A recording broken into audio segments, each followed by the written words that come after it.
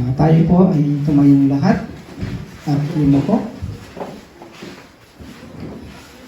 Diyos naming lumikha ng langit at ng lupa. Diyos na kataas-taasan. Diyos na mapagmahal, mapagpatawad. Sa iyo lahat, Lord, ang kapurihan, Panginoon. Lord, nagpapasalamat na naman kami na kami po ay tinipon-tipon mo, Lord, ngayong hapong ito. Upang magkaisa kami, Panginoon, na magpuri sa iyo, Panginoon. Salamat, Lord, ikaw po ang siyang dahilan kung bakit naririto kami upang purihin ka, Lord. Hinihiling namin, Lord, na patawarin mo kami sa aming mga sala upang sa ganun, Lord, ay magiging karapat-dapat kami, Panginoon, sa pagsamba namin, Panginoon, sa iyo. I-bless mo, Lord, ang mensahe sa puso't isipan namin upang sa ganun, Lord, ay may-apply namin, Lord, sa araw-araw namin pamumuhay. I-bless mo rin po, Lord, ang lahat ng partes, Lord, ng pagpupuri namin sa iyo, Panginoon. Marami pong salamat. Ito po ang aming samot dalangin sa pangalan ng Panginoong Yesus. Amen. Patuloy tayong tumayo.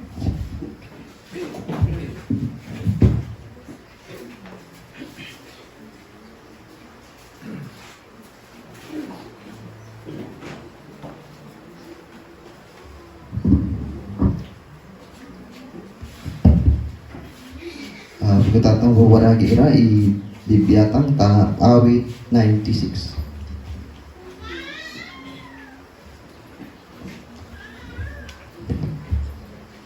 Verse 1 at deta 8. Kuno ikaginoo bukayahu. Purihin natin si Yahweh. Awitin ang bagong awit.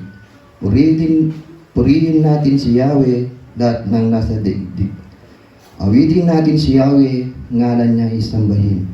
Araw-araw ang ginawang pagliligtas ay banggitin. Kahit siya'y pahayag na si Yahweh ay dakila. Sa madla ay pahayag ang dakila niyang gawa. Si Yahweh ay tunay na dakila, marapat na purihan. Higit sa sino mang Diyos, siya'y dapat ng igalang. Ang Diyos ng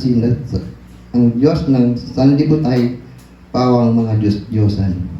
Si Yahweh lang ang may likha ng buong sangkalangitan.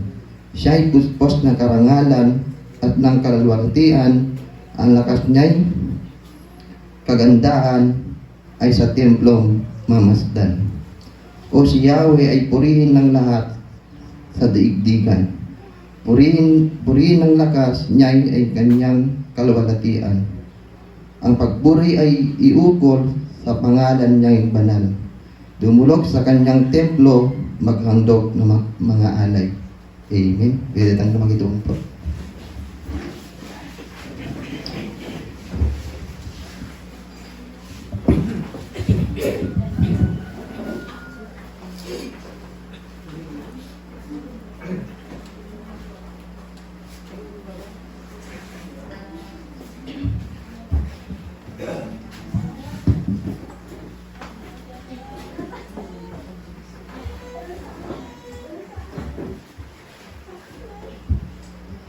Just na fugag nitang naming waragi ira, kansyon at tampo iyafutan.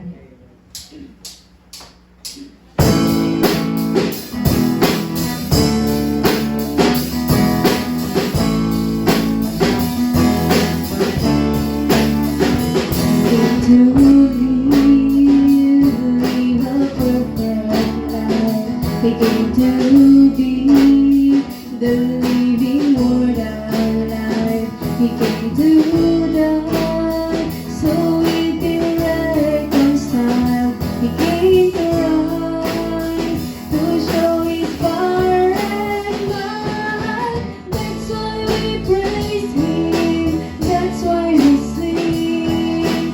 That's why we offer Him our everything. That's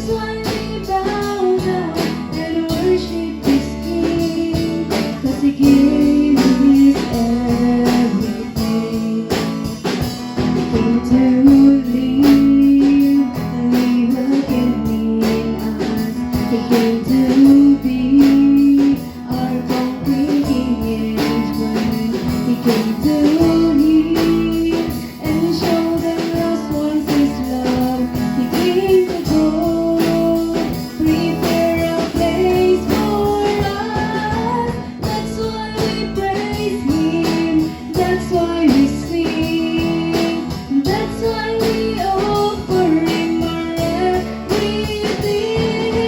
That's why we bow down and worship His King. 'Cause He gave His everything. Hallelujah.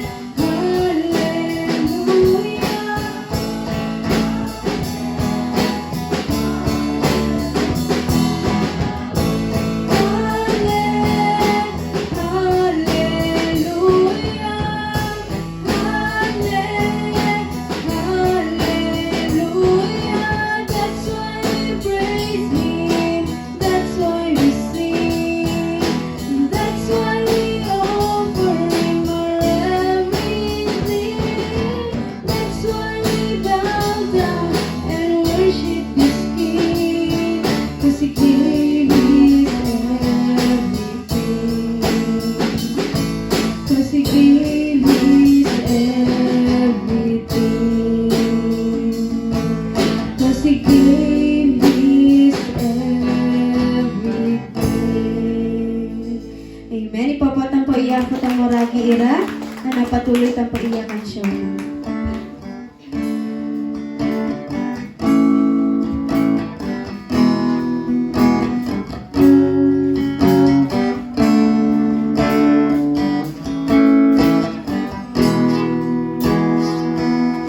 Bless the Lord, oh my soul, oh my soul.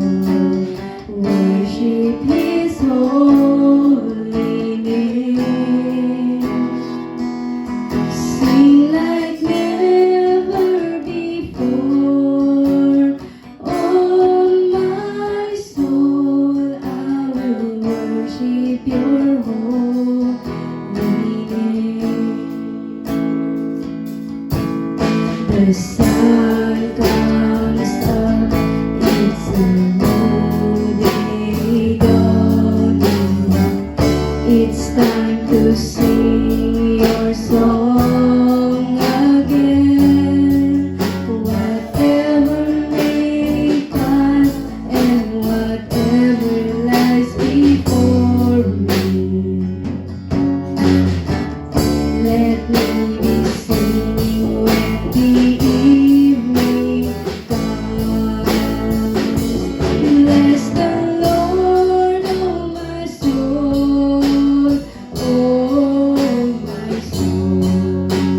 Worship His holy name. Sing like never before, oh my soul. I will worship Your holy name. You're rich in love and You're slow to anger. Your name is great and Your heart is kind.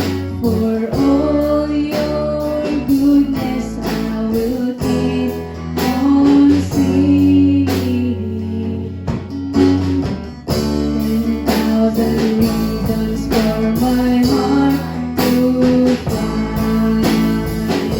Bless the Lord, oh my soul, oh my soul. Worship His holy name. Sing like never before, oh my soul. I will worship Your holy name. And on that day when my strength is failing, the end grows near and my time has come. Still my soul will sing Your praise. I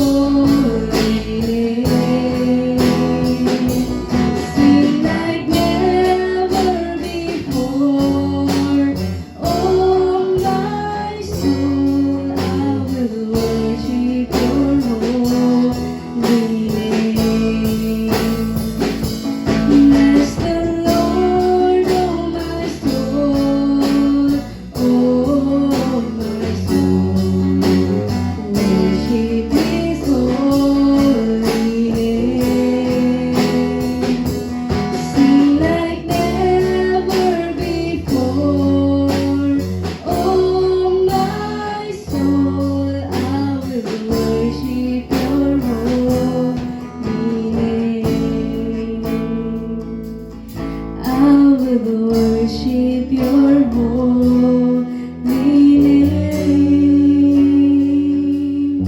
Lord, I worship your holy name.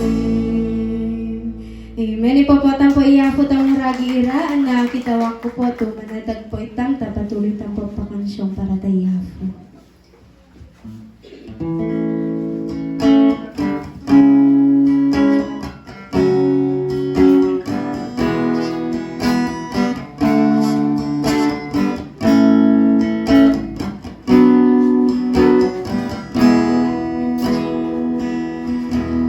Sa Panginoong Jesus, ako magtitiwala sa biyaya niya't habang buhay ko ay may kalinga sa pagsubok at lumbay, naroon siya't dumaramay. Ang Panginoo'y tapat kailan pa man. Ika'y nanlalamig, wala kang malapitan para bang daigdig sa iyo'y nakapasan. Alalahanin mo sana, minamahal ka niya. Ang Panginoo'y tapat kailan pa man. Biyaya niya't habang sa buhay ko'y sapat, di man karapat-dapat na ako ay ligtas. Pangako niya'y di nag-iiba, di tulad ng iba. Ang Panginoo'y tapat kailan pa man.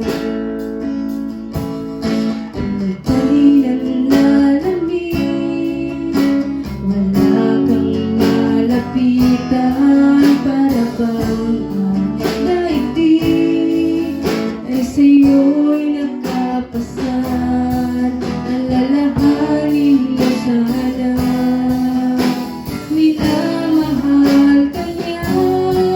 Ang Panginoo'y tapat kailan pa man.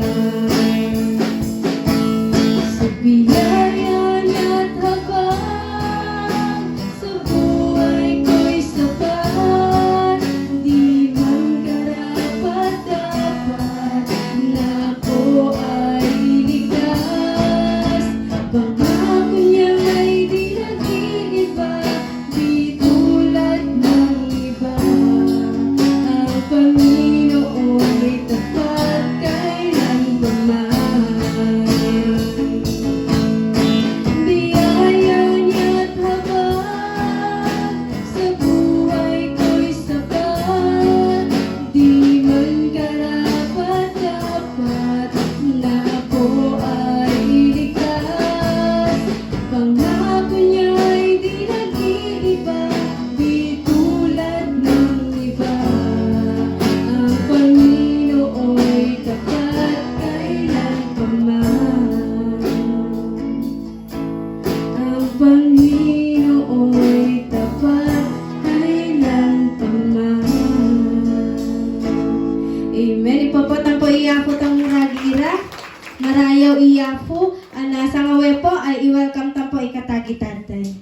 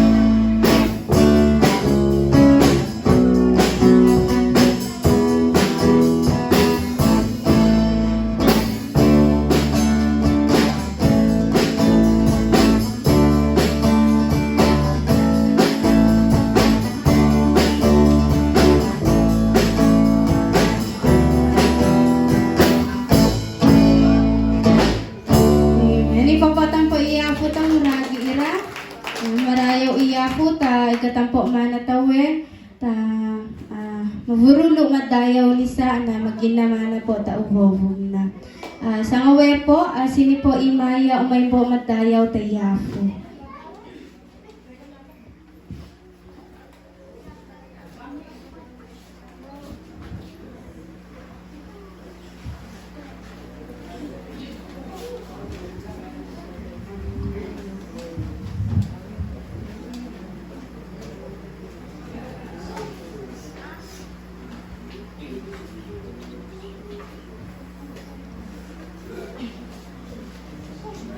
Sini po imaya po o may madayaw po tayo po.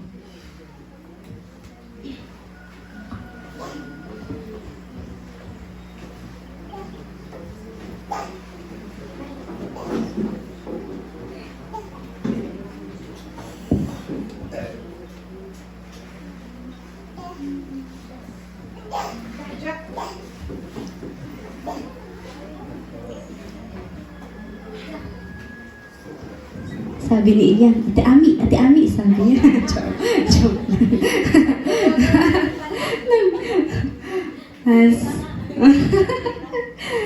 Ayan, ipapatang po iya po lagi.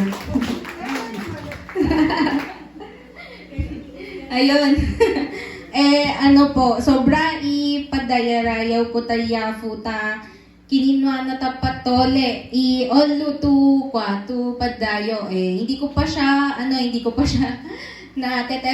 na-testify pero olu tu padayo yari pinapasa ta civil service kasi wala talaga akong review doon and also galing pa akong biyahe from Baguio niyawa na Diyos yun nga yung pinapasa and amo to uray na na Yafo yari taday to pinapasa taday to padayo ta Yafo maski wala pang confirmation ng BOR yung Board of Regents namin kasi iraim mag-approve dayawa ko nga na Yafo na i-claim ko nga na to magradwa nga sa ngaweta July 22 yun yung padayo ta Yafo kasi yung 4 years, ginawa kong 7 years dahil sa mga wrong choices ko to the point na amo di papa kung gaano ako ka-dependent sa decision nila kunwari. Dumating kami sa point na kaya dadang i-transfer from UP to ISU, Kabagan. Dahil sa mga wrong choices ko kunwari. Pumunta na kami sa ISU noon, nag-inquire kung ilang units pa yung i-credit ko narita na balik ko ira. Parang 3 years pagkakano kunwari no tuloy-tuloy. Ang kulang ko na lang kasi mga 2 sems mga 2 years doon sa UP kunwari. Pa-decidean na ni Papa. Ngayon mo to decidido dang talaga yato i-transfer na nabibig nga to Bible para ta guidance ni Lord. Dinala niya ako sa 1 Chronicles 28 verse 20. Kinaginatari And David said to his son Solomon, "Be strong and good courage and of good courage and do it.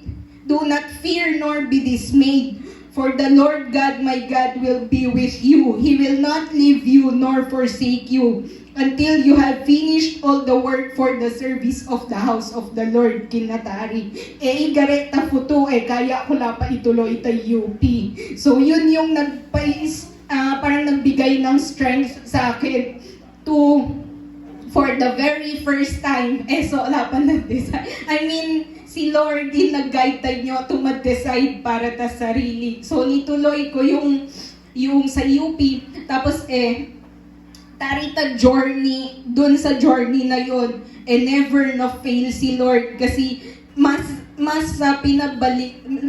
lalo nung tinapos ko yung thesis ko kasi ang daming times na parang kiko hindi tura ako garay ta prayer list ko makagraduate ng July 2025. Mabaling isemi, mga May, June, kunwari. Sain na po to na parang alanganin to makahabol, ganyan. Kasi na-pressure na din ako. Parang kiko, natarita mo July ni Tura ako nga pwede namang June, pwede namang May, ganyan. Pero, grabe, pina-work ni Lord dun sa pinamalimita thesis, yung mga situations na akala ko hopeless. Kada kidawag ko di papa, ipag-pray nga natin to kasi ganito, ganyan. Kinabukasan may sagot na si Lord dun sa prayer namin. Kaya, yari, sobra po ipadayo, sobra ipagayaya, sobra yung gratitude ko kay Lord kasi yaya talaga in no work. Kaya kana yung mag-congrats tayo kana yung itabag ko si Lord lang ang kay Lord lang ang lahat ng papuri, pagsamba at pasasalamat kasi awang to work ko tawe kundi si Lord lang nagobey nga lamang tani sa kininwa lamang no anayari ipakwa na tayo. Pero overall si Lord talaga nagguyo. 5 na talaga nasingap ko. I-realization ko doon sa past mistakes ko. Kaya na itudutan nyo na yafu once na hindi okay yung relationship natin kay Lord all the aspects of our life na it will fail. So kung yung spiritual life ko nung nag-grow, nung nag-focus ako doon, nung kininwa to center na life ko si Lord, doon lahat, nag-align lahat ng plan niya, doon niya pinakita lahat yung mga plano niya sa akin.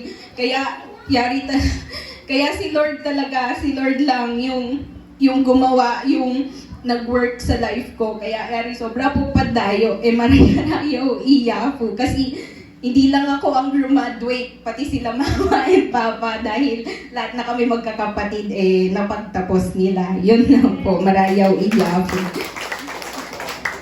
Ayan. Thank you. Ayan, very good si Ilian. Buti lang, Ate Ami, isabi niya. Ayan, marayaw iya po pina-work na journey ni Ate Ami. Yung nga sabi niya from biga years baling to 7 years. Pero yari kabulo na iyafu. Anita pinagiskwela na tayo UP. Yari papotan po iyafu ragi ira. Ayan. Minsan nakikita tayo talaga stress si Ate Ami. Magchat-chat na yun sa GC. Tapos yan, send na kami. Joke lang. Ayan, sinimagan po Imaya, umimadaya po tayafu.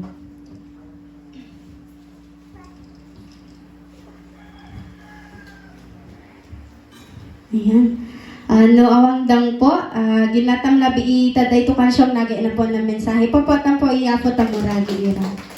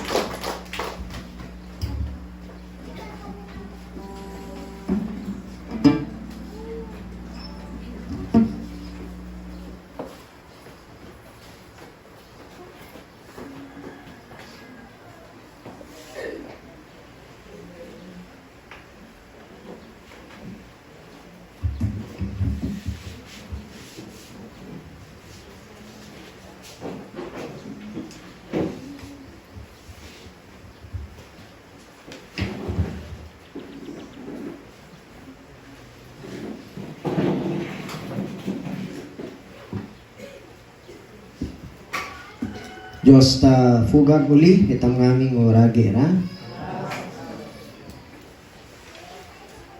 Luka itang ngaming, ta ikakwatang ubobog na yafo. Rega Biblia no, o yano bukatang ta tura para tatag na at Hebreo era. Page 269, taneta Tagalog to Biblia to usapta. Hebrews chapter 10.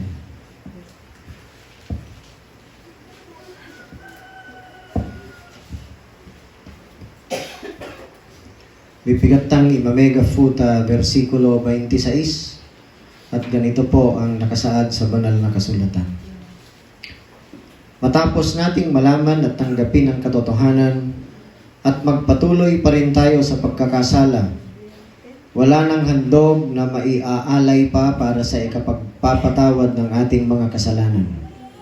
Ang naghihintay na lamang sa atin ay ang kakilakilabot na paghuhukom at ang naglalagablab na apoy na tutupok sa mga kaaway ng Diyos. Ang mapatunayang lumabag sa kautusan ni Moises, batay sa patotoo ng 2 o 3 saksi, ay walang awang pinapatay. Gaano kabigat sa akala ninyo ang parusang nararapat sa taong humamag sa anak ng Diyos, lumapastangan sa dugong nagpatibay sa tipan at nagpabanal sa Kanya, at humamag sa mahabaging espiritu. Sapagkat kilala natin ang nagsabi, akin ang paghihiganti, ako ang magpaparusa. At siya rin ang nagsabi, hahatulan ng Panginoon ang kanyang bayan, kakilakilabot ang mahulog sa kamay ng Diyos na buhay. Madasal ita. Makawaya na makapangwa to Diyos nga dayarayo mi ikakwami. Umarani kami tan ikaw Ama. Sigapakalin no. Kidawang ufum mo. Kosito. Tumagdafutan langit ang Panginoon na Espiritu Santo ni kami. Tandi kami nga maggin na mga lipawa taubobog mo. Tayo ay kan na lamang basta makomprendi na panono na tolay. Kuruga mawag mi ufum mo. Lubos naming kailangan, Panginoon, ang pangunguna ng Banal na Espiritu upang sa ganon ay maunawaan namin sa pamamagitan ng pagpapaliwanag niya, sapagkat yun ang sinabi ng Panginoong Jesus na ang Espiritu Santo ang siyang magpapaliwanag sa lahat ng sinabi ng Panginoong Jesus ng iyong mga salita. Kung kaya't kami lubos na umaasa at humihingi ng patnubay, gabay at tulong ng iyong banal na Espiritu sa aming pakikinig, Panginoon. Nawa ay ipahintulot mo na matanggap namin ang pagpapala ng iyong mga salita ayon sa iyong itinakda para sa bawat isa. Tulungan mo kami na maging alerto sa aming pakikinig. At hinihiling namin na anuman, Panginoon, ang magiging balakid sa pagtanggap namin ng biyaya na iyong salita, nawa, Panginoon, ay tanggalin mo at tulungan mo kami na maituon namin ang aming buong isip, buong puso, buong kaluluwa sa pakikinig namin sa iyo. At ito po ang aming samot dalangin sa pangalan ng aming Panginoong Jesus. Amen. Sige. Dito bang kita? Ang nais ko pong ibahagi sa bawat isa sa atin sa hapong ito ay understanding apostasy according to the scriptures.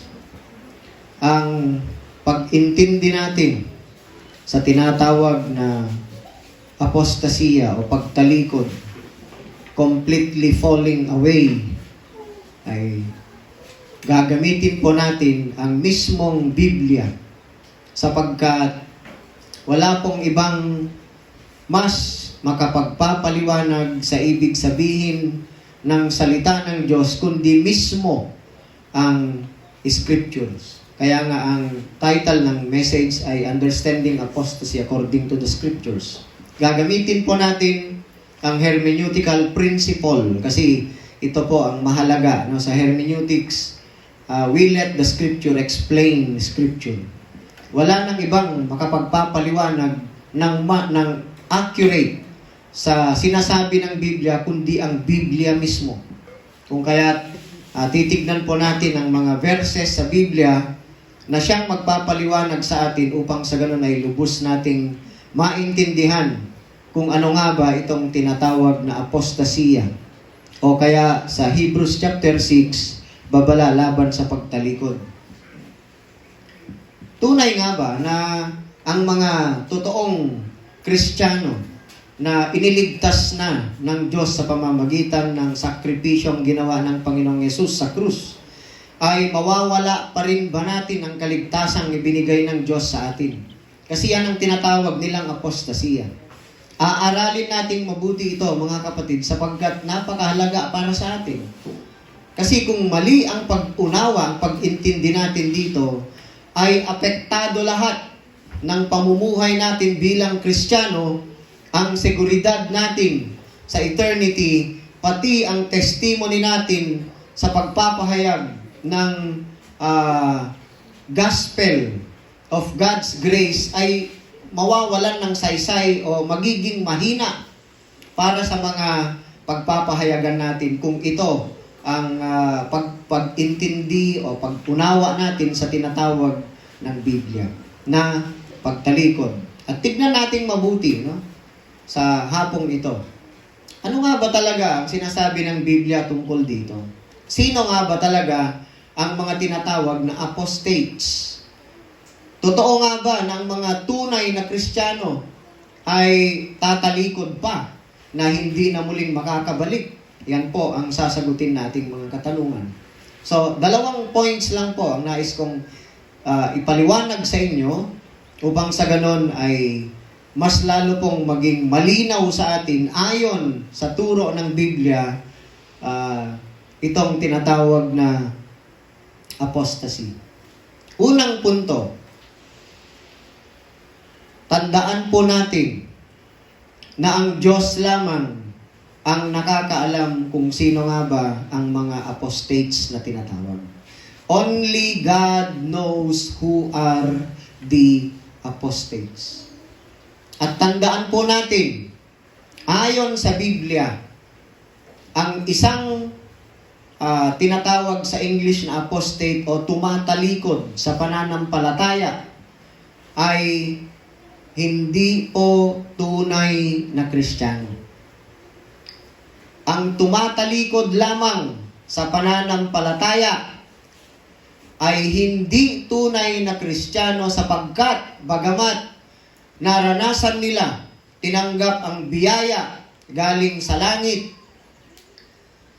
ay tatalikdan pa nila and they will trample on foot, ang sabi ng Biblia, ang ginawa ng Panginoong Yesus para sa kanila, that is unpardonable. Hinding-hindi mapapatawad. Ngunit aralin nating mabuti, ano? Itong mga apostates, they are never true Christians. Sapagkat napakarami sa Biblia ang makapagpapatunay na may mga sumunod kay Jesus. Naranasan nila mismo, nakita nila mismo ang mga miracles na ginawa niya, display ng power niya. Naranasan nila ang power ng Holy Spirit nung sila ay inutusan ng Panginoong Yesus na magpahayag ng salita about the kingdom. Naranasan nila ang power ng Holy Spirit na nagpalayas sila ng mga masasamang espiritu sa mga taong sinaniban. Naranasan nila ang power ng Holy Spirit na magpagaling ng mga may sakit. Ngunit, sa huli ay tinalikdan pa nila ang Panginoong Yesus at hindi na sila sumunod pa sa Kanya. sila ang mga apostates because they never reach, hindi sila umabot doon sa punto na totoong isinurrender nila ang buhay nila o kaya yung tinatawag nating nagpasakop ng lubusan kay Panginoong Jesus. They never reach the true saving faith kasi sa umpisa pa lang ay mali ang kanilang pananampalataya at rason ng pagsunod kay Jesus. Kung kaya't hindi sila nagpatuloy. Sila po ay hindi Kristiyano. Hindi sila tunay na Kristiyano. So saan natin makikita ang pagpapaliwanag dyan? Napakagandang parte ng Biblia na makikita natin ang mga pangyayaring may mga tumalikod kay Jesus ay sa John chapter 6. Sapagkat dito, tignan natin, buksan ninyo ang inyong mga Biblia sa Book of John.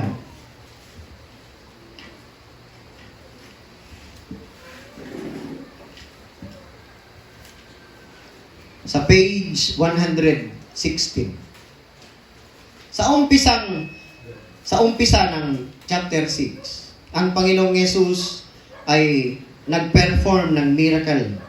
Pinakain niya ang mahigit 5,000 sa pamamagitan lamang ng 2 piraso ng isda at 5 tinapay. He miraculously fed more than 5,000 people. No?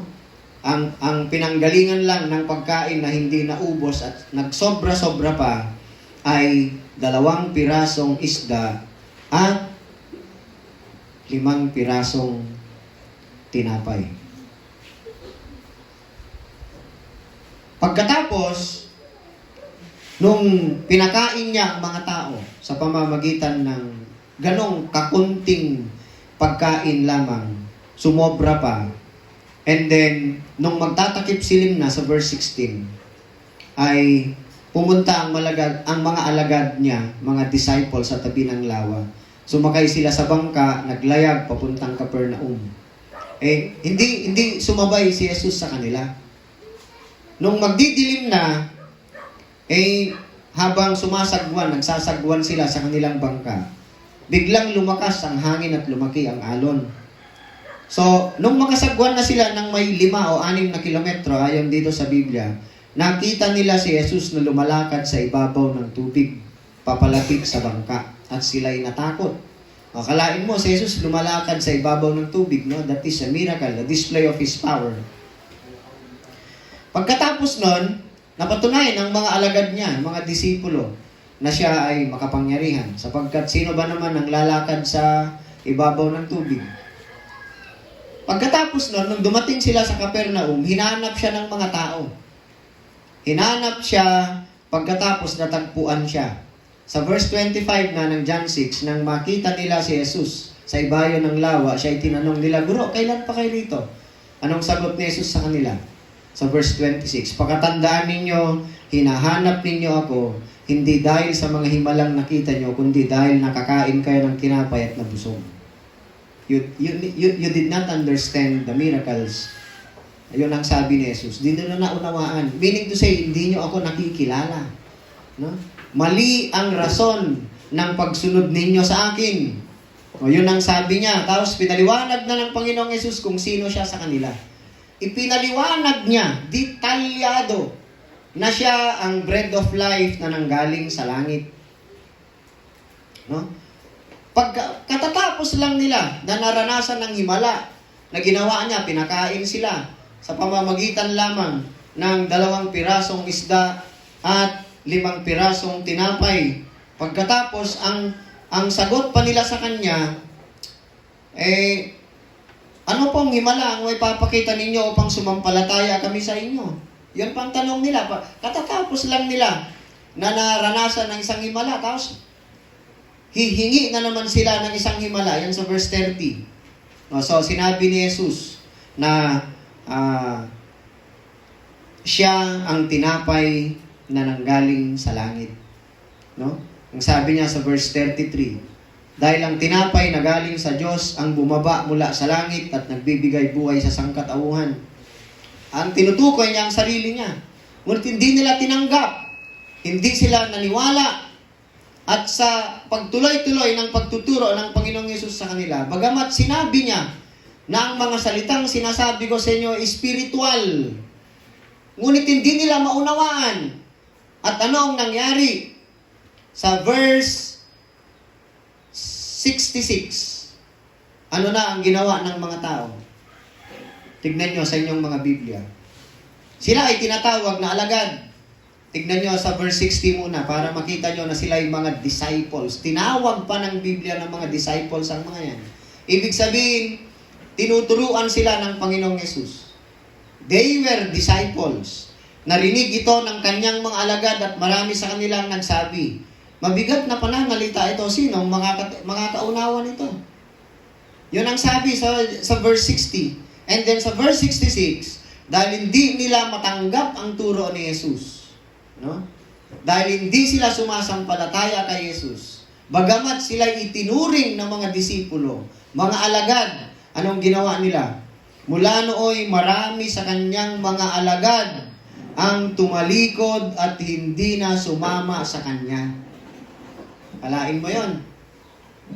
Tinalikdan nila si Jesus. Bagamat naranasan nila ang kapangyarihan niya, ang himala na ginawa niya sa harapan nila. Narinig nila ang kanyang mga turo, ang kanyang mga salita na nagbibigay buhay, buhay na walang hanggan. Pati ang kanyang mga apostoles during that time. Alam niyo, ang pinakamodelo ng mga apostates na tinatawag ay walang iba kundi si Judas. Si Judas, tinawag siya ng Panginoong Yesus. Naranasan niya ang kapangyarihan ni Yesus. Naranasan niya ang kapangyarihan ng Holy Spirit nung silang mga alagad ay inutusan ni Jesus na pumunta sa mga bayan-bayan at magpahayag ng salita. Nagpagaling sila ng may sakit, nagpalayas ng mga masamang espiritu. Kasama siya doon. Ngunit anong sabi ng Panginoong Yesus sa kanya dito sa John chapter 6? Sa verse 70. Anong sabi? Kasi ang tanong ni Jesus sa kanila, tinanong ni Jesus ang 12. Tignan nyo, ang 12, kasama pa si Judas dito. Kayo naman, gusto rin ba rin niyong umalis? Ay si Pedro ang sumagot, Panginoon, kanino pa po kami pupunta? Nasa inyo mga salitang nagbibigay ng buhay na walang hanggan. Naniniwala kami at ngayon natitiyak namin na kayo nga ang banal na mula sa Diyos. Pero anong sagot ni Jesus? Sumagot si Jesus sa verse 70, hindi ba't ako ang humirang sa inyong 12? Sa kabila nito'y diablo ang isa sa inyo. Sino ang tinutukoy niya? Tignan niyo sa verse 71. Ang tinutukoy niya ay si Judas na anak ni Simon Iscariote, sapagkat si Judas na kabilang sa 12 ang siyang magkakanulo sa kanya. Ngunit alam ba ng 11 na si Judas ang tinutukoy ni Jesus nung panahong yon? Hindi. Hanggat sa huling hapunan ng Panginoong Yesus, nagtatanungan pa sila kung sino bang tinutukoy ni Jesus na magkakanulo sa kanya. Nagtatanungan sila, they never know. Hindi nila alam sapagkat wala tayong kakayahang malaman kung sino ba ang tatalikod at hindi maniniwala sa Kanya. Ang Diyos lang ang nakakaalam. Si Jesus lang ang nakakaalam. Kung kaya, nung tinanong na ng mga alagad, yung 11 kung sinong tinutukoy ni Jesus, anong sabi niya doon sa huling hapunan? Kung sino ang pagbibigyan ko ng tinapay na ito, pagkatapos kong isawsaw sa alak, ay siya ang tinutukoy ko. At isinawsaw niya ang piraso ng tinapay at ibinigay kay Judas. Doon pa lang nila nalaman sapagkat di nila alam. Wala tayong kakayahan na sabihin kung sino nga ba ang tatalikod pagdating ng araw, tatalikdan niya si Jesus. Ganon din sa mga Pariseo. Hindi sila naniwala kay Jesus. Kahit na na-witness nila ang power ng Diyos sa pamamagitan ni Jesus. Hindi ba't nagpagaling si Jesus ng may mga sakit? Anong response ng mga Pariseo? Inakusahan siya tuloy ng kanyang kapangyarihang magpagaling ng may sakit o kaya magpalayas ng masamang espiritu, inakusahan siya tuloy ng kanyang kapangyarihan ay galing sa demonyo. Kalain mo yon dahil sa hindi nila pananampalataya sa kanya. At sinong nakakaalam na sila ay kabilang sa mga tinatawag na hindi tunay na Kristiyano at hindi sila sasampalataya kay Jesus? Si Jesus mismo. Si Jesus mismo. Kung babasahin natin ang Matthew chapter 12 verses 22 to 30, ay makikita natin dyan, ipinaliwanag ni Jesus. Doon mismo sa pakikipag-usap niya sa mga Pariseo, ay nakita natin doon na inakusahan nila si Jesus na ang kanyang kapangyarihan to cast out demons ay galing kay Beelzebub. Ang Beelzebub kasi, yan ay tawag ng mga Hudyo noon kay Satanas. So, kung hindi natin malalaman kung sino nga ba ang mga tatalikod kay Jesus pagdating ng araw, no? Ano ang dapat nating gawin? Huwag tayong mag-speculate kung sino. Iwasan po nating gayahin ang mga nagpapahayag na sila'y Kristiyano at nang aakusa na yung mga umalis daw sa kanila ay hindi tunay na Kristiyano. Iwasan po natin yun sapagkat ang Diyos lamang ang nakakaalam kung sino nga ba talaga ang hindi sumasampalataya kay Jesus. Aralin po natin mabuti ang sinasabi ng Biblia para hindi po tayo tikunada tilukano tapnohantay may lawan. No?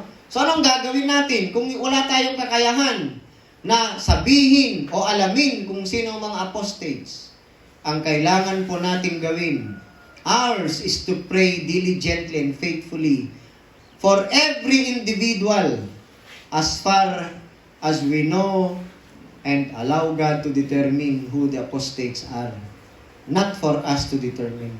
Hindi po yun ang pinapagawa ng Diyos sa atin. Anong pinapagawa niya? Mag-focus po tayo sa proclamation ng totoong ebanghelyo. Sapagkat ang totoong ebanghelyo lamang ang siyang magsasabi kung sino talaga ang pinili ng Diyos at bibigyan niya ng pananampalataya na siyang magre-respond at tatanggap sa mensahe ng ebanghelyo. Yan ang totoo. Dahil yan ang sinasabi ng Biblia sa Romans chapter 1 verse 16. I am not ashamed of the gospel, for it is the power of God for the salvation of those who believe, first to the Jews and also to the Gentiles. Yan ang sabi ni Apostol Pablo. Ang determining factor kung sino talaga ang pinili ng Diyos na bibigyan niya ng pananampalataya enough to save them, ililigtas sa kanilang mga pagkakasala, ay ang gospel ang magdidetermine.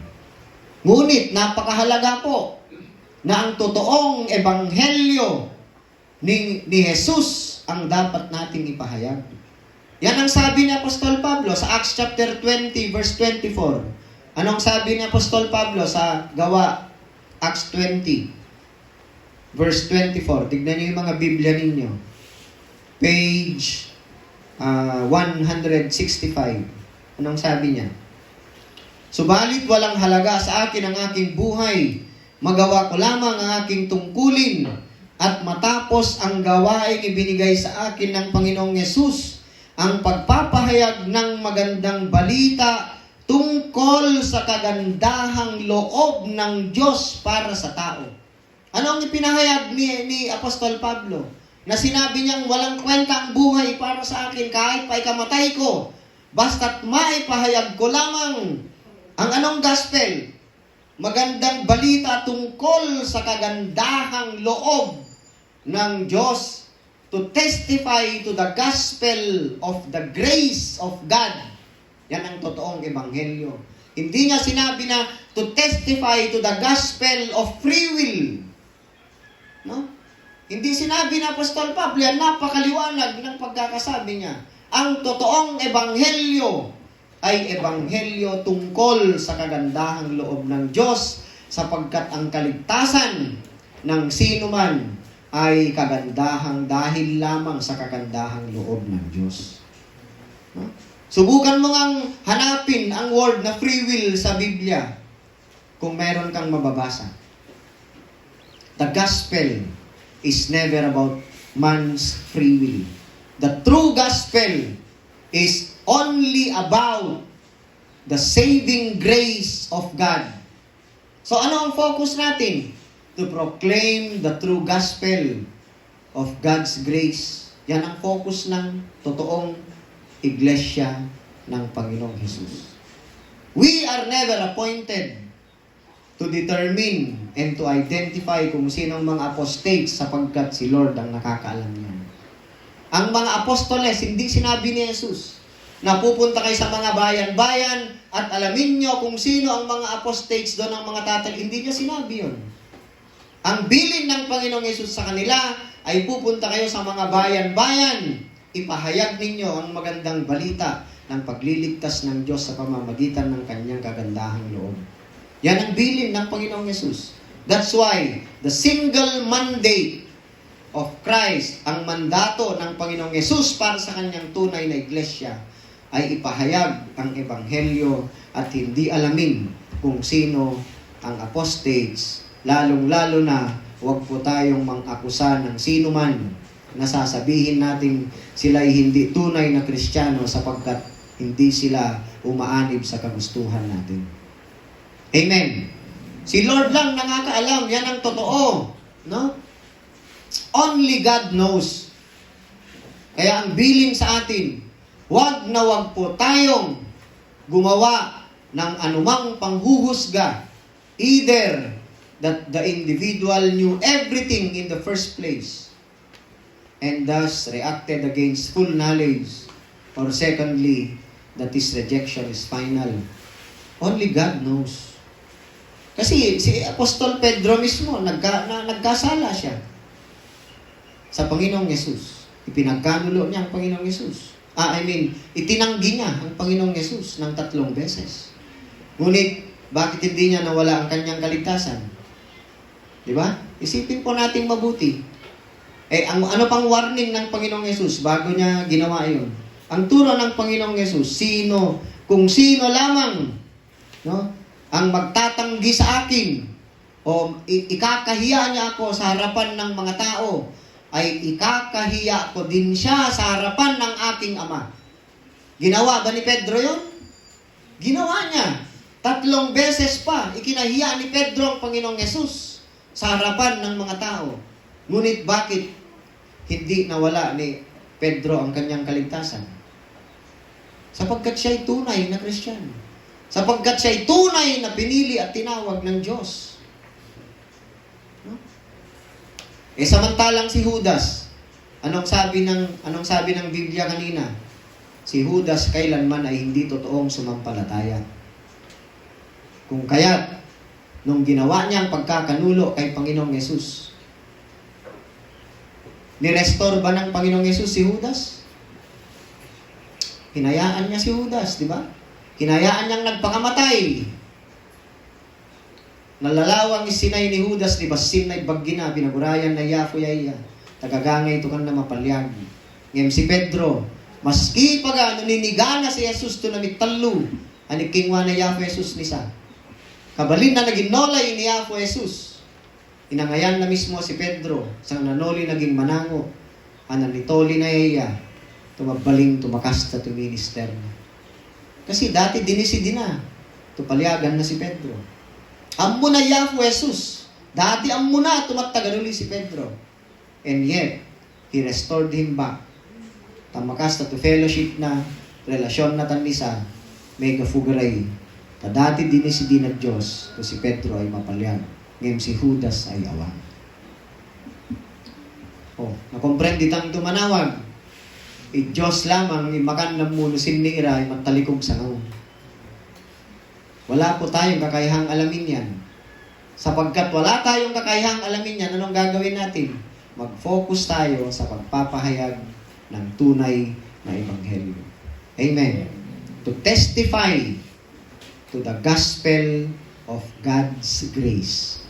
We are not called to testify to the gospel of free will because free will is never biblical. Kailanman po ay hindi biblical ang free will theology na yan. Direktsahan ko pong sasabihin sapagkat wala kang makikita sa Biblia about doctrine of free will. Yan ay gawa-gawa ng tao in rebellion to the doctrines of grace. Sapagkat ang gospel, ang tunay na ebanghelyo, nasasaad sa Biblia, mismong si Apostol Pablo ang nagsabi na hindi niya panghihinayangan ng buhay niya. Magawa lang niya ang ministry na binigay ng Panginoong Yesus sa kanya to testify to the gospel of God's grace. Napakaliwanag po ng sinasabi ng Biblia. That's why sabi ko sa inyo, gamitin po natin mismo ang Biblia para maunawaan natin kung sino nga bang tinatawag ng Biblia na apostates. No? Only God knows. Now, pangalawang punto. True Christians will never commit apostasy. True Christians will never completely fall away. Kailanman po ang tunay na Kristiyano, bagamat magkakasala ka pa, katulad ni Pedro na talisod siya at nagkasala. Ngunit kailanman ay hindi ka pababayaan ng Diyos to completely fall away. Sapagkat siya mismo, it is God who sustains and completes His salvation plan para sa kanyang mga pinili at tinawag. Unang-una, ano bang nature ng salvation? Nanggaling ba sa tao yan? O Diyos ang may regalo? Never na nanggaling yan sa isipan ng tao. Sapagkat ang mga tao, katulad natin, we are bent toward sinfulness because of the original sin committed by our ancestors, si Adan at saka si Eva. We are never bent to follow God. No? Sino ang magsusustain sa atin? Ang Diyos, sapagkat sa Kanya nang galing ang ating kaligtasan. Ang plano ng Diyos sa kaligtasan kailanman, it will never fail. Aralin natin. Balik tayo sa John chapter 6. Bakit sinabi ko na ang mga tunay na Kristiyano kailanman ay hindi tatalikod? Sapagkat ang Diyos ang magsusustain sa kanila. Ang Diyos ang mangungumpleto sa kanyang gawaing pagliligtas sa kanyang mga pinili at tinawag. Sa John chapter 6, anong sabi ng Panginoong Hesus sa verse 37?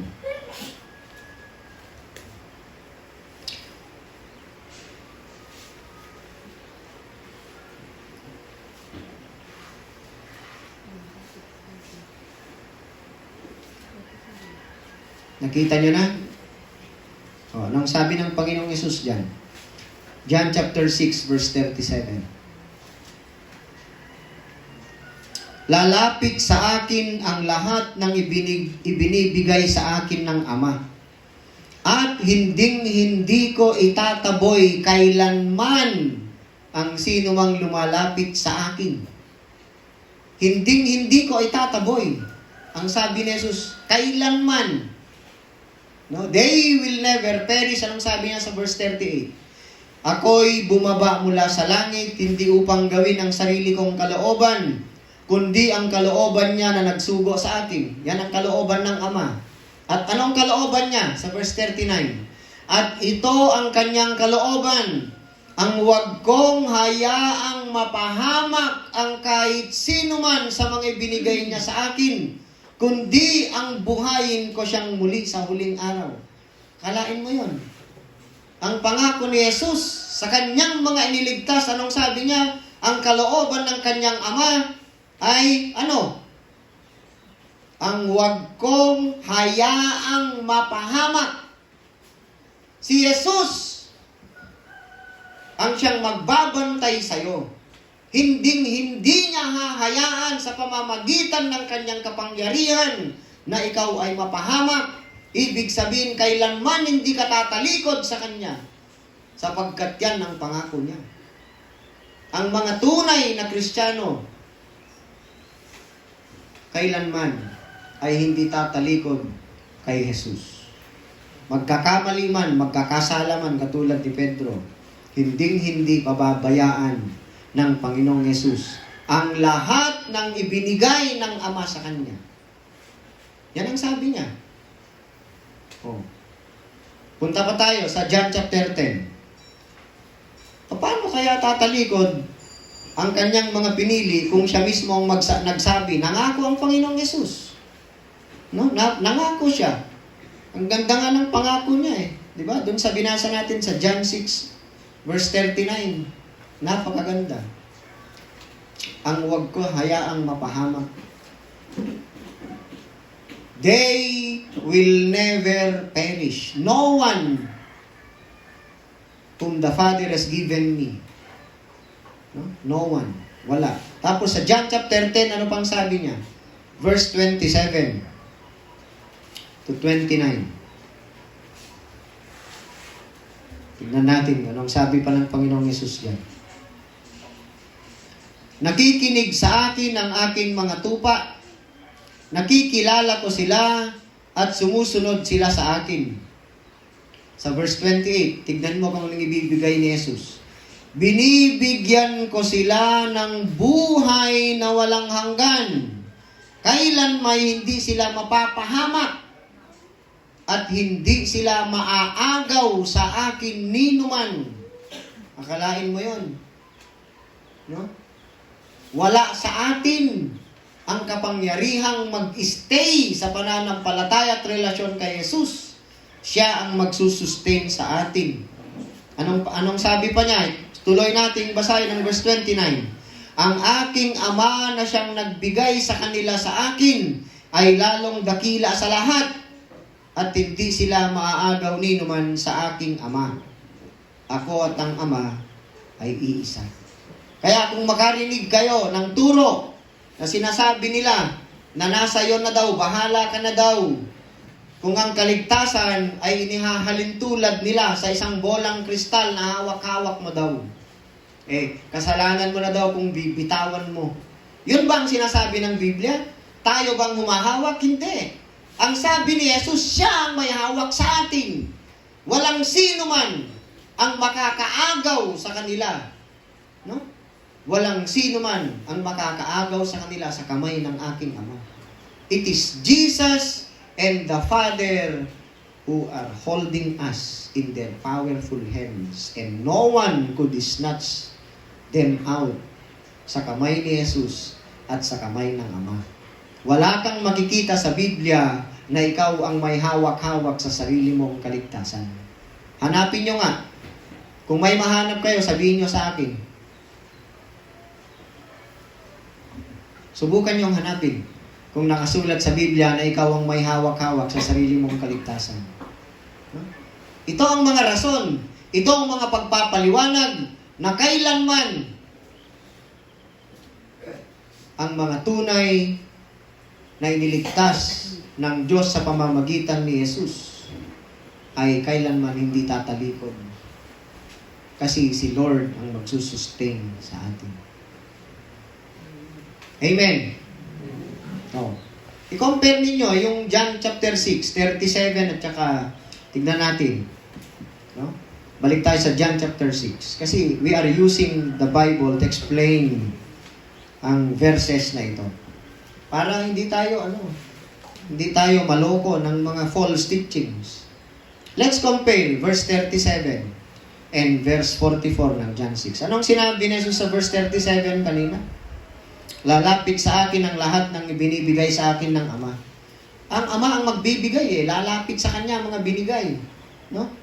Ngunit anong sabi niya sa verse 44? Tignan ninyo. Walang makakalapit sa akin malibang akayin siya sa akin ng Ama na nagsugo sa akin. At ang lalapit sa akin ay muli kong bubuhayin sa huling araw. Ang ipinangako ni Jesus ay bubuhayin niya sa huling araw. Ibig sabihin, resurrection is guaranteed para sa mga ibinigay ng Ama sa Kanya. Ngunit, ang hindi binibigay ng Ama sa Kanya, kailanman hindi sila makakalapit kay Jesus. They will never believe Jesus Christ through the gospel sapagkat hindi sila mga tupa. Napakaliwanag. No? Ang mga hindi sasampalataya, hindi tunay ang pananampalataya. Bagamat narinig nila ang turo ni Jesus, ipinaliwanag pa niyang mabuti kung sino siya sa harapan nila, and yet, they continually rejected Him as the Messiah. They never reached, hindi nila inabot ang saving faith na tinatawag sapagkat hindi sila tunay na sumasampalataya kay Jesus. Bakit? Sapagkat hindi sila inakay ng Ama papunta kay Jesus na anak niya. Yan ang sabi niya, napakaliwanag. Ano? Punta ulit tayo dun sa John chapter 10. I-compare natin ang verse 27 with verse 26. Anong sabi sa 26? Ngunit ayaw ninyong maniwala sapagkat hindi kayo kabilang sa aking mga tupa. Sino ang hindi sumasampalataya kay Jesus? Bagamat marinig nila ang pagpapaliwanag ni Jesus, yung mga tunay na, yung talagang hindi tupa. Kasi ang sabi niya, no? Sa verse 26, ngunit ayaw ninyong maniwala sapagkat hindi kayo kabilang sa aking mga tupa. Tandaan po natin, hindi sila sumasampalataya sapagkat hindi talaga sila tupa. Hindi yung kabaliktaran. Ang pagpapaliwanag ng iba dyan ay kapag hindi ka daw sasampalataya, kaya ka hindi nagiging tupa. Hindi ganun ang pagkakasabi ni Jesus eh. Hindi ka na dating tupa, kaya hindi ka sasampalataya. Yun ang sabi niya. Huwag mong baliktarin ang sinabi ng Panginoong Jesus. Yan po. Napakarami sa Biblia ang makapagpapaliwanag, nakasulat ng maliwanag na kailanman ay hindi po hahantong sa pagkakasira, tuluyang pagtalikod ang mga tunay na pinili at tinawag ng Diyos. Tignan pa natin ang ibang mga pangako ng Biblia. Acts chapter 20. Gawa 20.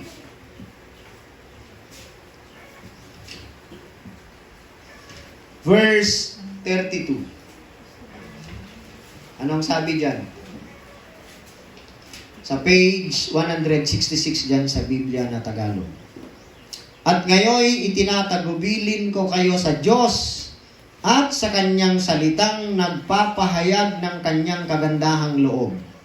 Ito ang makakapagpatibay sa inyo at makakapagbigay ng mga pagpapalang inilaan sa lahat ng Kanyang ginawang banal. Kalain mo, anong sabi? Sa Kanyang salitang nagpapahayag ng Kanyang kagandahang loob, ito ang makapagpapatibay. No? Patitibayin niya kayo so that you will not fall away completely. 1 Thessalonians chapter 5. Tignan natin lahat ng mga sinasabi ng Biblia para mapatunayan natin na itong sinasabi ng banal na kasulatan. Let the Bible explain correctly the passages. 1 Thessalonians chapter 5, page 245, verses 23 and 24. Naway lubusan kayong gawing banal ng Diyos na siyang nagbibigay ng kapayapaan at naway panatilihin niyang walang kapintasan ng buo ninyong katauhan, ang espiritu, kaluluwa at katawan hanggang sa pagparito ng ating Panginoong Jesucristo. Sino ang magsusustain sa atin hanggang sa araw ng pagparito ng ating Panginoong Yesus? Anong sabi niya? Naway lubusan kayong gawing banal ng Diyos. Ang Diyos, hindi tayo ang nagpapabanal sa ating mga sarili. We don't maintain our salvation. No? Oh. 2 Timothy chapter 2 verse 19. Ilalantad ko sa inyo lahat kung ano ang sinasabi ng Biblia. Page 254. Anong sabi sa verse 19 ng 2 Timothy 2? Ganitong mababasa. Ngunit matibay ang pundasyong itinatag ng Diyos at dooy nakatatak. Nakikilala ng Panginoon kung sino-sino ang tunay na Kanya. Alam ng Diyos kung sino ang Kanya, no? At ang bawat nagsasabing siya'y sa Panginoon ay dapat lumayo sa kasamaan. Alam ng Diyos kung sino ang Kanya. Alam ng Diyos kung sino ang tunay na mga tupa niya. Now, balik tayo sa Hebreo, doon sa binasa natin, sa text natin, Hebrews chapter 10. Aralin natin. Tignan natin, ha? Kasi napakahalaga nito. Tapnuhan tayo nga may lawan, kadagiti surusuro, nga saan nga na napudno, sigun iti ibagbaga iti Biblia. Bago sinabi ng tagasulat ng libro ng Hebreo, yung verses 26 hanggang dun sa binasa natin. Ano bang ginawa ng Panginoong Yesus sa mga tunay na pinili? Tignan natin sa verse 14. Chapter 10, verse 14. Anong sabi? Sa makatuwid, sa pamamagitan lamang ng isang paghahandog, ay kanyang ginawang ganap magpakailanman ang mga pinaging banal ng Diyos. Anong ibig sabihin doon sa English? For by one sacrifice, kaninong sacrifice yun? Kay Jesus. Anong sabi niya? For by one sacrifice, He has made perfect forever those who are being made holy or those who are being sanctified. Kung pinaging banal ka ng Diyos sa pamamagitan ni Kristo, yan ay magpakailanman na. It is forever. No kagim mo, gabuto malus mo salvation mo. Di awan to kainta na mo nakingwa ni Jesus. That is a wrong claim. You are undermining the power of the death and resurrection of Christ kapag sinabi mong ang tunay na niligtas ng Diyos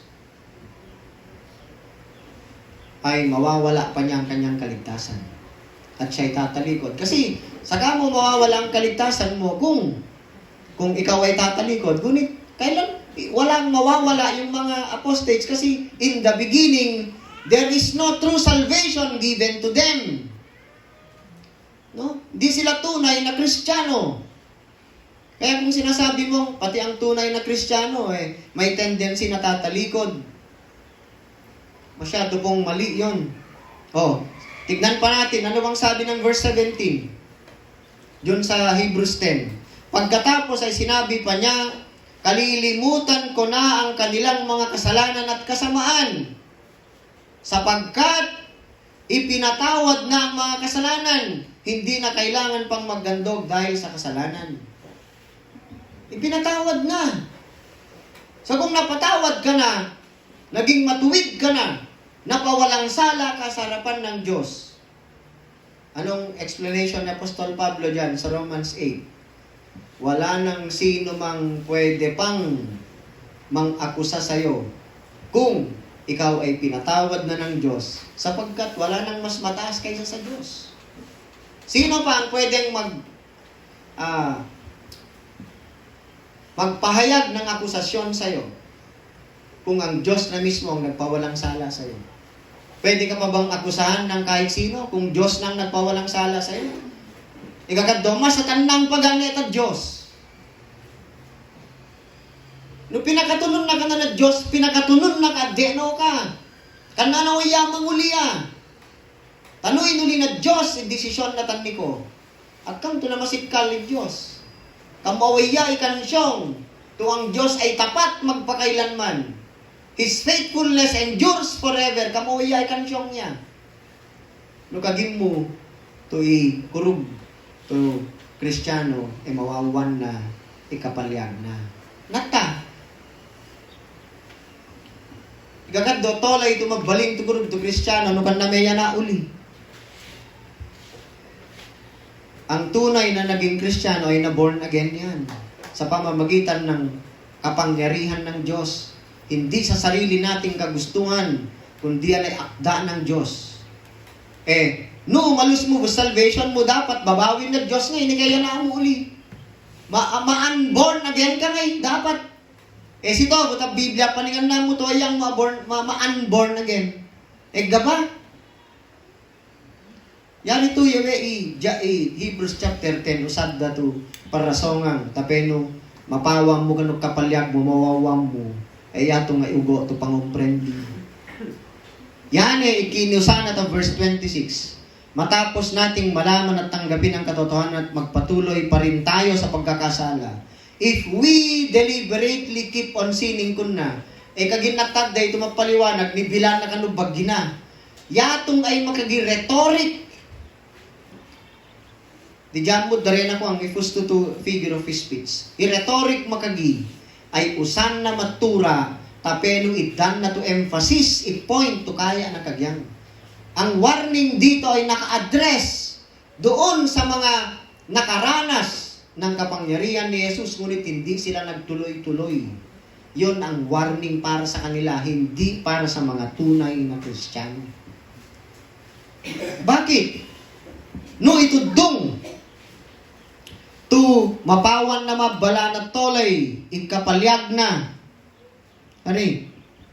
That salvation can be forfeited. Mananawag, napakaliwanag, it would be obvious nung natong itudong ang itinuturo mo, ang kagandahang loob ng Diyos ay kulang sa everlasting power, kung yan ang ituturo mo. Pagbalingan mo nga, ito kurang ipakapangwa na inaggalalo na Diyos sumamalyag ni ko, ano kagim mo to, salvation can be forfeited. To inango, to iyawa na, takurog, to pinilyan na to ng rug, ay akang to eternal. Ngayon manikin ni Jesus, bibigyan ko sila ng buhay na walang hanggan. Akang to eternal, akang to walang hanggan, iyawa na bungay no, kagim mo to ma-forfeit mo salvation. Ang naidanama ng mangrug ira, i-hope da could only be temporary. Nukun natong itudong. Maski pagatunay ito Kristiyano, kano yatong itudong ma-forfeit is salvation, ay itudong ipengtan nono dato they are in continual danger of losing salvation. Mega fu, tasiko pa, mamintini tas salvation mo. Yatong i-danger na. And fusto yatong nakwang. Kung yan po ay totoo,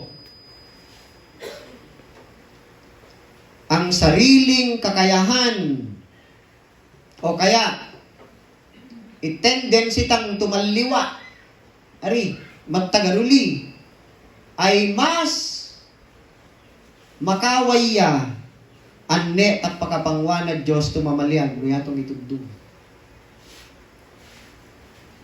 Siyempre ngayon, anika doke gafanang to ma-forfeit mo ka salvation. Usad day dyan Hebreo 10:26, if we deliberately keep on sinning.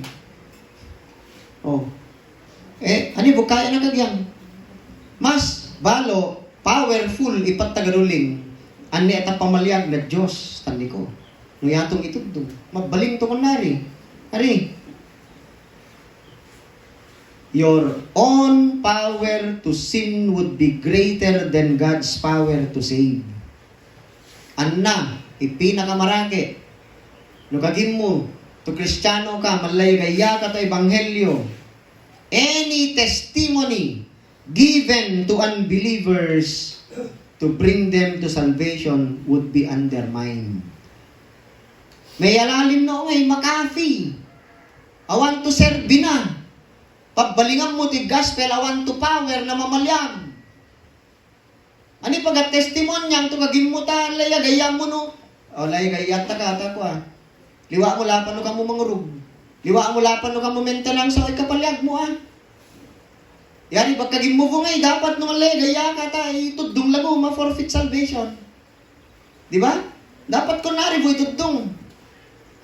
Mentena mo tumapyak kapalyag mo Mabaling to itudong to salvation ay good works. Taira na gumamintain lang pa Aperta mula pa maintain salvation mo.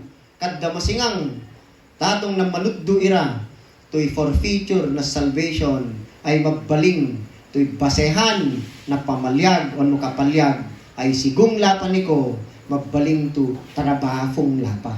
It will fall that it's your good works that will maintain your salvation. It will no longer be God's power. Akang nga nato pakapangwa na Diyos. Akang nga nato pakapangwa na inaggalalo na. Ipatuloy ito manustinitan niko nukan na sikola pa mega fugaray tanit at tuddo to free will.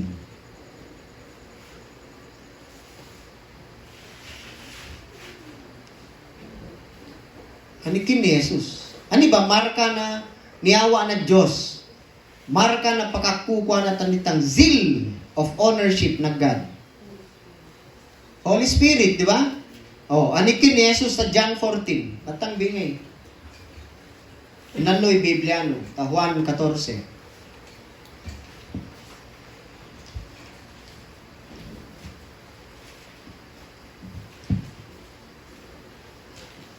Verse 16. Ano kinaginaya ko Jesus ta? John 14:16. Dadalangin ako sa Ama upang kayo'y bigyan niya ng isa pang tagapagtanggol na magiging kasama ninyo magpakailanman. Ano yung magpakailanman ta English? Forever.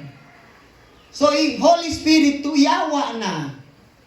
To zeal na ownership na Diyos kan niko no pinilian na ka na inagalan na ay makita pa dyan niko adeno ka. No kagim mo to ma-forfeit mo salvation. Dito dunggo to malatto balo zeal na Diyos niko. Panawan na kabuna Holy Spirit. Ngay manikin na gin Jesus. He will abide with you forever.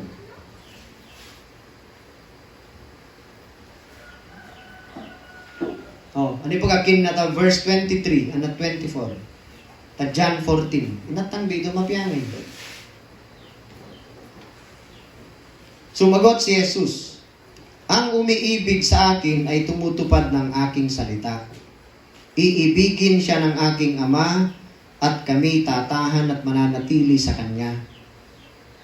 Ngayon ta verse 24. Ang hindi tumutupad sa aking mga salita ay hindi umiibig sa akin.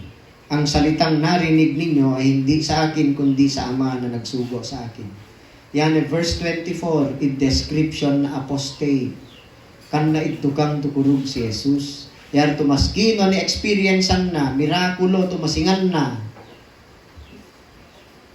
Talikuran na la papagasangaw iya ko Jesus. Mega fu, takang tukurug tigtukan na iya ko. A golden chain na redemption. Romans chapter 8 verse 28 to 30. Ano kinaginataton?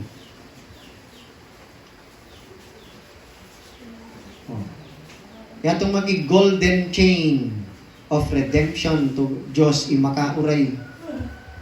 Nikin na, bibigatan. Tawitang mabamagulti mo.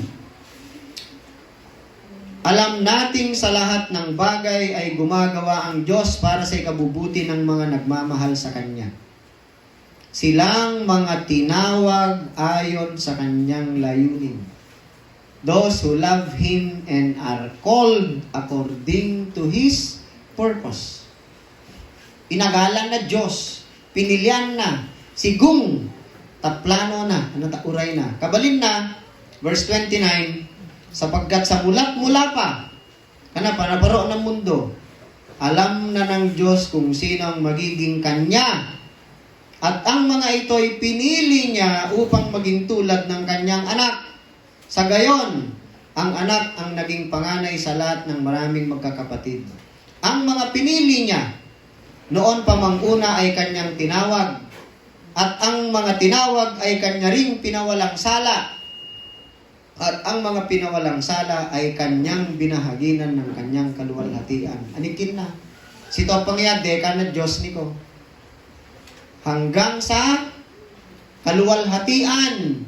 Glorification. Yari final to mesim mo tamapalyag ira. Sini mangyade ni ko tani.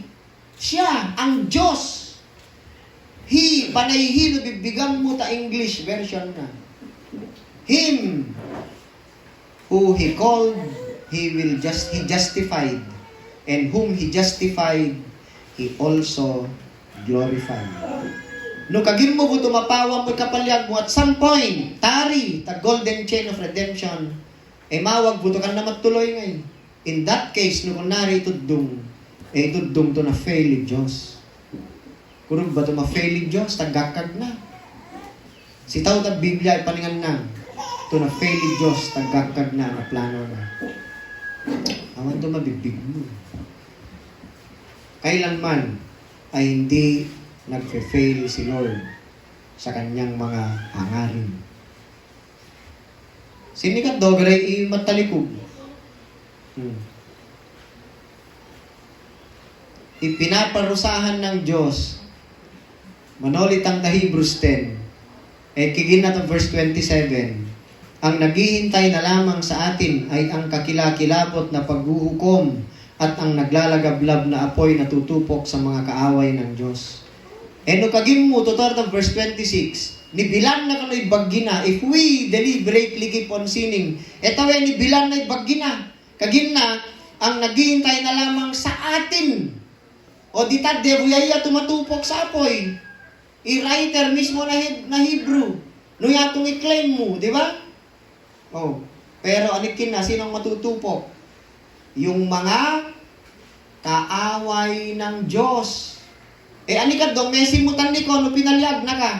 Dati kaaway ka, ngunit, anong gagawin ng Diyos pag niligtas ka? Mabaling na to, kofun na ka, ma-establish, iimamo mo, ang na Diyos, yatong ikingwana. Jesus reconciled us back to God. Dati kaaway ka, iniligtas ka ng Diyos sa pamamagitan ni Kristo, nagbalik ka nga na, to kaibigan ng Diyos. Sino lang ang matutupok sa apoy? Ang mga kaaway ng Diyos. Kabalin na, inanurek kinagina-writer na Hebrews 10 ngayon, verse 39. No kurug, to ikagyanan na tawe. Warningan na ifusto to Kristiyano, natawo, takin na to verse 39. Ngunit hindi tayo kabilang sa mga tumatalikod at napapahamak, kundi sa mga sumasampalataya sa Diyos at naliligtas. Nagkita klaro, di ba? Di iloko na, bubagin na. No, ang arigang tukin na, warningan na ifuso to Kristiyano. Kabalin na, kinabla na writer, ngunit hindi tayo kabilang sa mga tumatalikod at napapahamak. Pag ilakaywan na buhay, naturak ka na.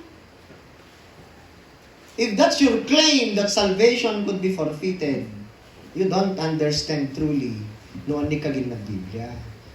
Gapagkat dagaray kad nabibigang niya verse 39. They are accusing the writer of the book of Hebrews to ituddo na kanu to mawawang ikapalyag na kurug to Kristiyano. Yan po ay hindi totoo. Kaya ito sigurado itang nakapalyag dang no kurug ito sitang ay anak ng Diyos. Amen. Katang mapadala takon na rin natutuddo. Kasi imaniguro, ang naniniguro po sa kaligtasan natin hanggang sa glorification ay walang iba kundi ang Diyos lang. Hindi po tayo. Hindi tayo. Tanong kagin mo to sitang la pamamintin ita salvation mo. Ma-fall to ikapalyag mo good works ta magkafula pa doon ko. Akan to yatong tudo ng Biblia. Ephesians chapter 2 verses 8 to 9 kitang nawag na ang pagliligtas ng Diyos ay sa pamamagitan ng kagandahang loob niya at hindi sa anumang ginawa natin. Pagkang tumayan ng ligtan. So, yatong irawawaragi, mawag to gafutatang tutuddu. Oras to pinalyag na itang na Diyos, we are secure. Kana babawing na Diyos ipamalyag na niko. Never to wayang uling inigakag na Diyos. No pinalyag na ka, magga pinalyag na ka. Akang to sigo ay magkagita Diyos to. Awang, talikurat ta ka nga na, may takakaya. Pero lamang nupagitang si Judas, taggafo na pa lamang, kagagangay ka muna pilyan. Ya lamang ifuso tumatalikog kwa ni Jesus.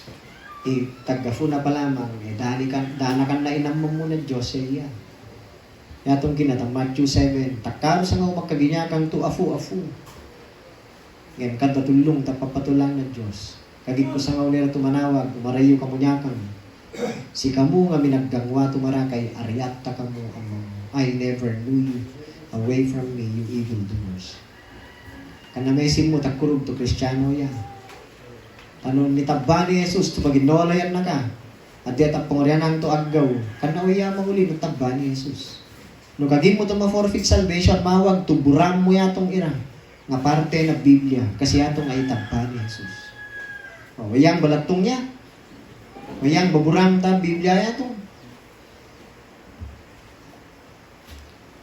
Sige, kimalo ito. Yama mi talangi, kuruga magbalabalo kami ni kaw. Taparte afu, na pangyego mo ni kami, ipanudong ta fusto, tapi numeli siyang niiugod. Iuvovog mo lamang ikurug, anayaw mismo nga uvovog ira, isinijam mo mi na makurug, to itaba na yafo Jesus, ay mananayong tumagga maparulo, tawang tumakaway tumamanguli ta desisyon na Diyos. Magbalabalo kami afu, tay nalakan na kami. Awang tawaway yami afu. Tupilyam mi ka. Gafutan natay kami, tapadya-padyang, gafutan liwiliwa, tagkatagarulyam mi ira. Kayang gafuta inaggalalo. Pinaginolay na kami. Nirigalwan na kami ito ang murug. Tapi nalawa mi ebanghelyo. Tapi no takunuri. Ay nagbalik kami ito ana-ana. Sigong tauren. At kanto uray na tolay. Imamagbaling tandi kami. To anak mo. Ni tauray milagga pa afo. Ngimurem lamang. Magbalabalo kami, taanlo, tumiratal mo ni kami. Karito pakaladang mo afu. Ano patuloy na kami igiya. I-preserve na kami, takurog tutuddo. May gafuta mapansin mi to sa mga agaw, sa mga tiyempo. Ay umarula, umaru. Imatuddo to makelogo, iratutuddo. Tadana mabakinagina uvovog mo ama. Pero muguran na kami. Tapeno, agkantutade kami, tamelogo, taugo, tutuddo. Tasikoy, makaway ya. Dana kinaging ang mamong nusimnik kukuang ina. Kari afu. Tutade kami. Tari ta fusto ira to karnerong tumagin na ana tumutul ang ngaran mo. Pagbalo ama tatudum ni kami bendisyon nga mo kariyaw ta futo mi ngamin. Tanono mi ngamin. Tayo ikidawan mi tangagan ni Jesus ngaya po mi. Amen.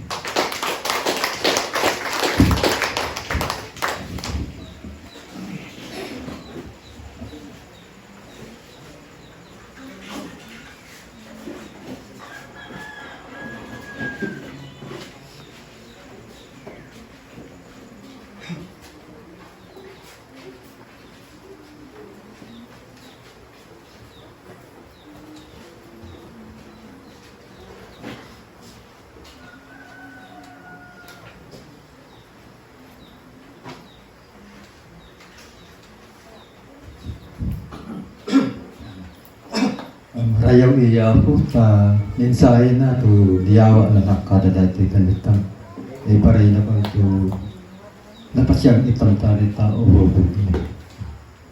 So, bako bagitan tayo sa siya. Bedo na minagtalala o Diyos ni Diyos nga makapangwatan namin. Lord, kasok ni matarubang nga si pakarin mo. Mga balbalo kung naman ikaw ta mensahe ako ito iyawa mo tayo kanina. Magbalo tayo ratari nga ito to pamasikan amatan ni kanya. Kapag ko nga rin arami may logo ang mga aranta. May logo tanako ang ilang nga ito ibut iyawa mo tayo kanina. Ibamasikang tagurog ni amatan ko. Pasikan namin kami ama, Tanggurog, mabalo nga bata. Ipenta po dumi. Iaya pa dito, anak katataditan ko. Ipin ko na rin. Mas dumagal kami ang mga tanong ko. Mabalo ba, ama? Mabalo, ama, ta blessing na rama po. Nagahu amatan ni kau. Si kom, sawi mana itchen po mi ama to. May mangito po ama, mabagod kasakripisyo amatan ko. Bendisyon ang muyaw, anaalawot ang marayaw ka, i-bless mo ang mensahe, tapos ito yung nakatitaditan ko. Tayo ikson tanagan ng Yahweh Jesus. Amen.